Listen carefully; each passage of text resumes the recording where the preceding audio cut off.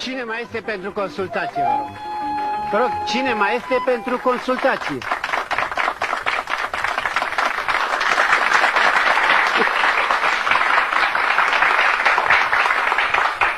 Eu sunt să trăiești, să rămână, domnule doctorule. Cum te cheamă? Afrodita. Afrodita lui Pardailana, lui Belciuc, de mai zice și Belmondo, că-i copil din flori. Da, ca să-mi zice Stanca. Stanca Stancuța, care dă în ghioc și gâcește de noroc. Bine, bine, și câți ani ai? Câți mi-a dat Dumnezeu? Femeie, eu te întreb de câți ani ești. De câți m-a făcut mamă? Bine, dar nu știi nici măcar anul în care te-ai născut? Ba, ăla știu, mâncateaș, că a fost an bun. Era anul când trecea pe stradă câinii cu covrigi în coadă. Ce știi dumneata? Ascultă, eu te întreb de vârsta, de etatea dumitale. De ce mă întrebi? De etatea dumitale. Apoi de tetea nu știu ce să spui, că mama nu era acasă când m-a făcut pe mine. Dar câți ani ai împlinit, știi? Ia ghici. Păi, 55 ajung? Scrâți că n-ai ghicit. Nu zici invers? Invers. Păi tot 55. Da, dar mai pune 10, că nu dai din buzunar. Mâncă-ți și indexarea lumatale. Da, văd că te ții bine. De ce ai mai venit la mine? Am venit să rămâna să-mi dai și mie o terfelogă. Eu nu vând haine vechi. Apoi nu de alea la care te gândești, matale. Mie să-mi dai o terfelogă de fitanță. O chitanță? O fitanță, da. O fitanță de aia care dai matale la oameni să aibă la mână pe acum că e bolnavi. Certificat. Ce certificat așa de la, cum zici matale de la. Certificat medical îi spune, dar pentru ce trebuie? Vreau să-mi cer și eu dreptul de la stăpânire. Dar un servici nu vrei să ceri? Aoleu, dar ce să fac eu cu un servici de rulateș? Că eu am mai multe servicii la mine la bordei. Am și servici la masa de 32 de persoane, am și servici de ceai și servici de cafea, toate de pârțolan chinezesc. Am și linguri, am și oale, am și crătițe, toate cu zmanți din ăla bunul chinezescu. Dar nu le mai dau pe haine vechi, le vând la turci pe valută. Da, bine, și ce te doare? Pe mine nu mă doare nimica să rămână. Acum vreo 2 ani m-a ținut un cârcel. Eu te colea la inima cilea. De ce n-ai venit atunci? Atunci n-aveam nevoie de ce ferticat. Acum am venit să-mi dai. Auzi, Brândai? Ce să-ți dau, domnule? Dă și mie o țigară de tutun, că n-am mai fumat de 2 zile încheiate. Ei, femeie, la doctor vii să aduci, nu să ceri. Ți aduceam și eu, mâncateaș. Ți-aduceam, dar mi le-a confixat. Cine? Mi le-a confixat poliția, nu bre. Că a zis că să-i arăt asta. A zis că să-i arăt haia. De-aia care să poartă acum, de să face automotorizația de vânzare-cumpărare. Da. Nu-ți dau pentru că eu nu fumez. Aoleu, ce rău îmi pare. De ce? Apoi dacă fumai nu-mi dădeai și mie terfeloga, mă duceam și eu la domnul polițianu, scoteam alea de acolo și te altoiam și eu cu un cartuș de chint ca șpagă. Cum ai spus? Șpagă?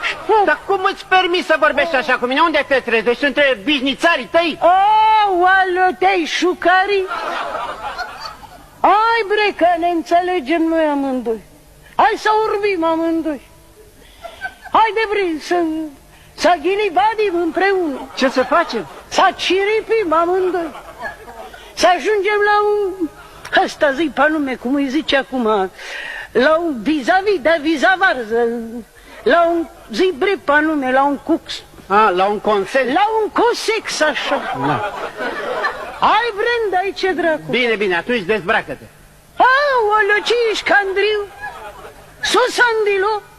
Pa ce vrei să bage țiganul meu cu țâtul matale? Dar de ce să bage cuțitul în mine? Pa de ce să mă dezbrac? Ce crezi dumneata că sunt eu? Parașută?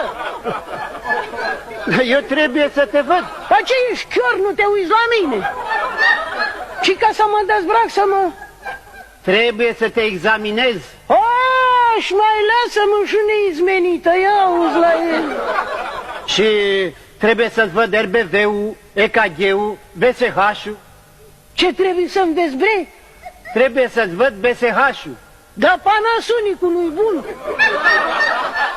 Eu vorbesc de niște analize care trebuie să mi le aduci. Aoleu, pa de ce nu vorbești așa de la început? Ți-aduc mâncatea și lemeu, și deseu, și beteu, îți aduc și ușchi, îți aduc și utca polaniză, îți aduc și ciociosanchi bulgaresc, că am fost în străinătate și am adus de toate, că am schimbat 5 pașapoarte. Am adus și nespalați din aia cum se poartă acum, că am fost în Turcia, eu te colea prăvălia, na?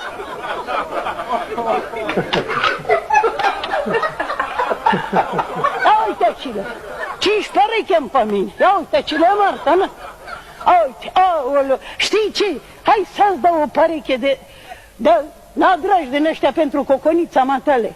Auzi? Hai să-ți dau pe aia mai de la piele, că e mai subțirică ca mine. Aoleu, ce dracu să-ți dau eu? Hai să-ți dau o gâscă nemțească.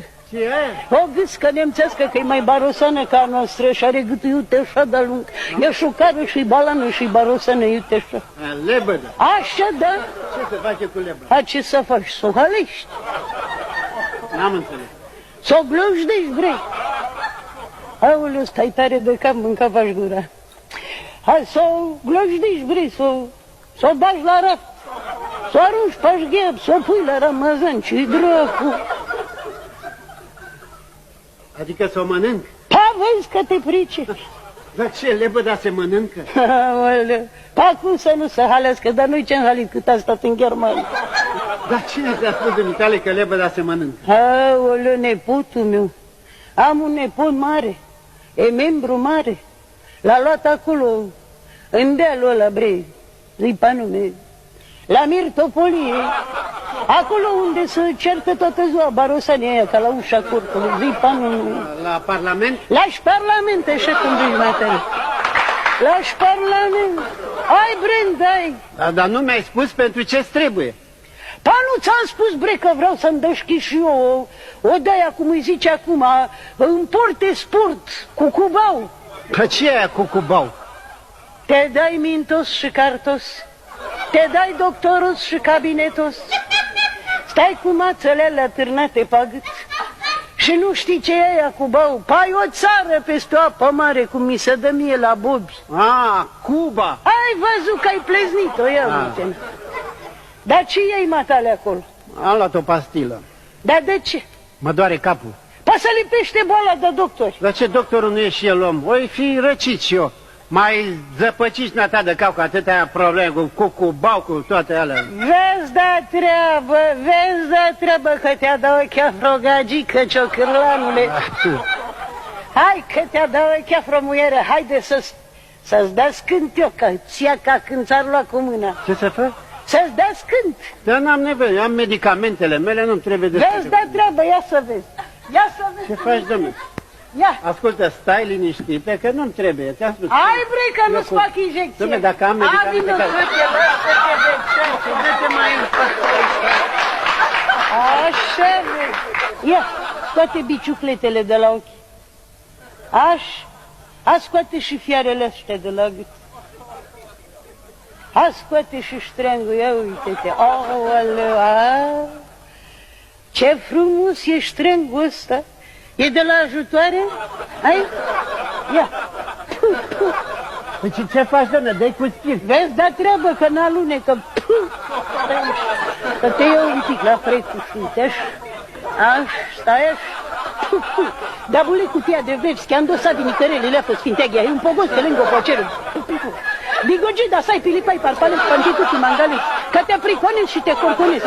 Uite, odorogea, gladina și emoja, ce-a dat virul cu fugiții, pe la ducă, ia și să te tot mai descânte, baba Stanca Brașoveanca, cu lingura, cu custura, să-ți cureță Dumnezeu ochii și gura, să ajungi curat, luminat, ca o căpățână de cal uscat, pal de aici. Stai așa? Fugi de ochi dintre ochi, fugi de ochi dintre ochi, fugi de ochi dintre ochi.